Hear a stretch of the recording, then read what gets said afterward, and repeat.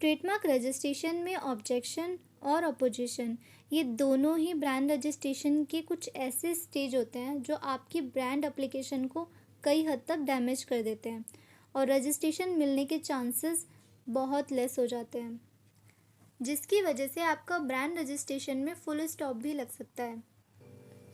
दोनों ही केस में लोगों को पता ही नहीं होता कि एप्लीकेशन के साथ हुआ क्या है, और अगर आप ये रजिस्ट्रेशन खुद से कर रहे हो तब तो ये जानना और इम्पोर्टेंट हो जाता है। तो जब आप अपनी एप्लीकेशन को फाइल करते हो उससे ठीक 30 से 40 दिन बाद आपकी एप्लीकेशन एग्जामिनेशन के पास जाती है, और जब एग्जामिनेशन के पास आपकी एप्लीकेशन जाती है तो गवर्नमेंट अपनी रिज़ल्ट आउट करती है after checking the whole process और होल एप्लीकेशन, क्या उसमें कोई प्रॉब्लम तो नहीं है या फिर उसमें कोई ऐसी चीज़ तो नहीं है जिसकी वजह से ऑब्जेक्शन डालना चाहिए उस एप्लीकेशन में या रजिस्ट्रेशन को रोक देना चाहिए। ये सब चीज़ें एग्जामिनेशन में गवर्नमेंट चेक करती है। अगर उन्हें लगता है कि कोई प्रॉब्लम है तो वे छोटा सा ऑब्जेक्शन डाल देती है। ऑब्जेक्शन का मतलब ये नहीं होता कि आप अपने ब्रांड को अब यूज़ नहीं कर सकते हो, एप्लीकेशन पूरी तरीके से ख़त्म हो गई है, ऐसा कुछ नहीं होता। आप अपने ब्रांड को अभी भी स्टिल यूज़ कर सकते हो, क्योंकि ऑब्जेक्शन फर्स्ट टाइम डला है तो आपको रिप्लाई देने का मौका मिलता है।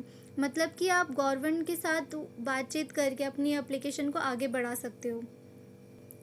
इवन रिप्लाई के थ्रू आप गवर्नमेंट को समझा सकते हो कि क्यों रजिस्ट्रेशन आपको मिलना चाहिए और ये ऑब्जेक्शन इतना ज़्यादा मायने नहीं रखता, या फिर क्या ऐसे क्राइटेरिया है जिसकी वजह से आपको एप्लीकेशन एक्सेप्ट कर लेनी चाहिए।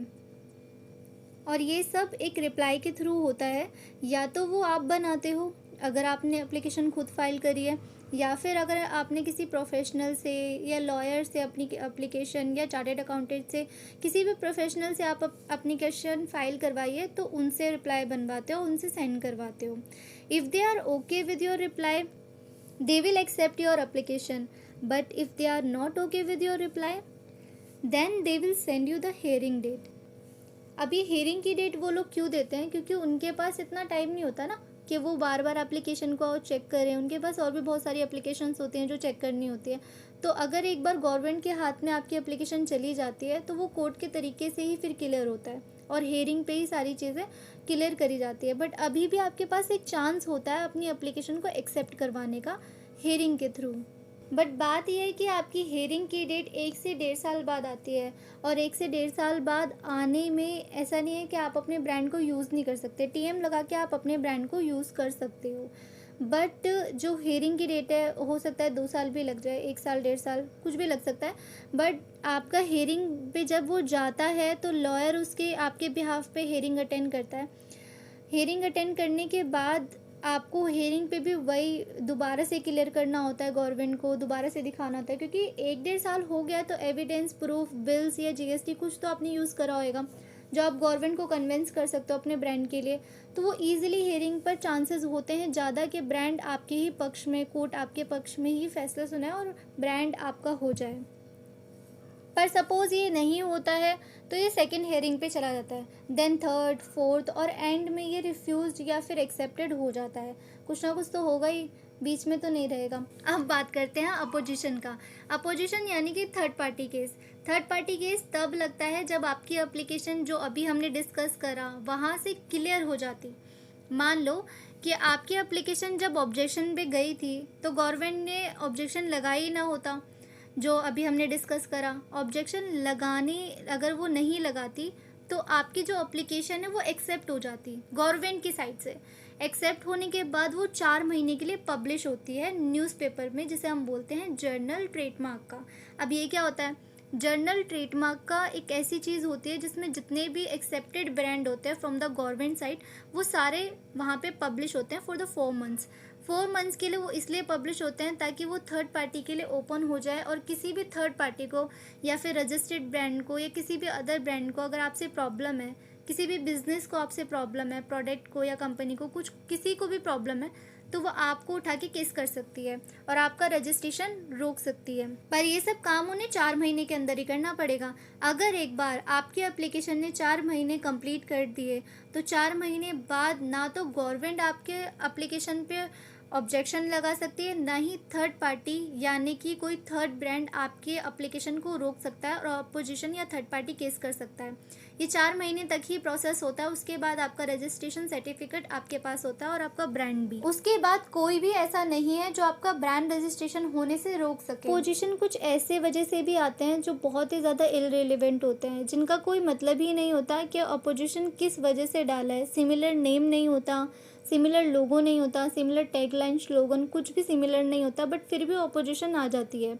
ऐसा क्या रीज़न होता है जो अपोजिशन फिर भी दे देते हैं? नाउ सपोज एक पर्सन है ए, एक पर्सन है बी। जो पर्सन ए है उसका ब्रांड नेम है स्टार और जो पर्सन बी है उसका ब्रांड नेम है इंडिया। जो स्टार वाला पर्सन है जिसका ब्रांड नेम स्टार है, उस पर्सन का ऑलरेडी ब्रांड रजिस्ट्रेशन है, बट जो इंडिया वाला है वो जर्नल में गया हुआ है। अब किसी पर्सनल रीज़न की वजह से इनके आपस में कुछ खास बनती नहीं है, तो अब इसने क्या करा, स्टार वाले पर्सन ने इंडिया वाले पर्सन को अपोज कर दिया, अपोजिशन डाल दिया। अपोजिशन डालने के बाद जब मामला केस में गया तो पूछा गया कि तुमने अपोजिशन क्यों डाला है, क्योंकि जो अपोजिशन डलना चाहिए था, इंडिया कहाँ और स्टार कहाँ, बहुत ही डिफरेंट वर्ड है। तो जब पूछा गया स्टार से तुमने इंडिया पर क्यों अपोजिशन डाला, तो कुछ उन्होंने मेंशन करके या उन्होंने एप्लीकेशन में दे दिया रिप्लाई में कि हमने इस वजह से डाला। पर एट द टाइम इंडिया वाले ब्रांड की जो पर्सन बी था जिसका ब्रांड नेम इंडिया था, उसकी एप्लीकेशन रुक गई।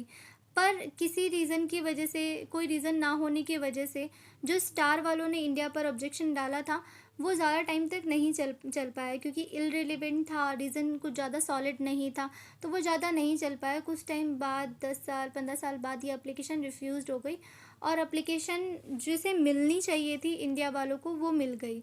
बट एट द टाइम तो एप्लीकेशन रुक ही गई थी, रजिस्ट्रेशन पे तो फुल स्टॉप लग ही गया था। वही उनका मेन मोटिव था स्टार वालों का कि इनका रजिस्ट्रेशन कुछ टाइम के लिए रोक दिया जाए। एंड दैट स्टोरी शोज़ कि अपोजिशन किसी भी रीज़न की वजह से आ सकता है।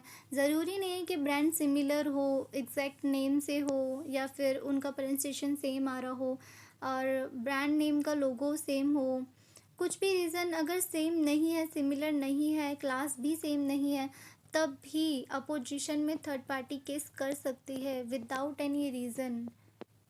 मे बी उनका कोई पर्सनल इशू हो या फिर कोई अदर रीज़न हो आपसे, या कोई भी अदर रीज़न हो, उन्हें अपना टाइम पास करना हो, कोई भी रीज़न हो सकता है, बट अपोजिशन आपका किसी भी चीज़ को लेकर आ सकता है।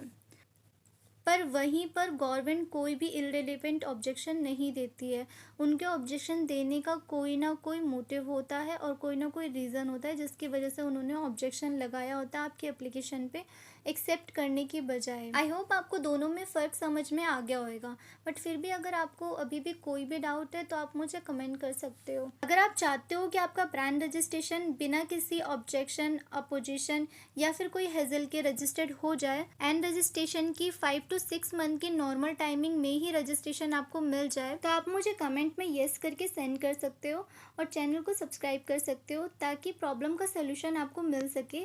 Take care and bye.